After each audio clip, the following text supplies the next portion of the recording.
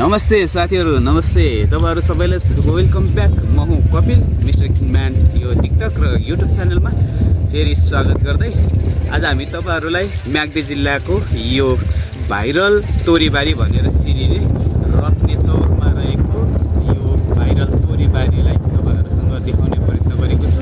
यो भाइरल तोरीबारीले यहाँ चाहिँ थुप्रै मान्छेहरुको भिडभाड पनि छ। अहिले चाहिँ साँझपख भएको कारणले सबैजना फर्किसकेको र यो तोरीबारीले गर्दाखेरि तिमुर्के जस्ता थुप्रै यहाँका भाइरल व्यक्तिहरु पनि भएका छन् र यो सिजन एकदमै यहाँको यो तोरी फुलेको कारणले रंगीनमय भएको छ, एकदम दामी देखिन्छ।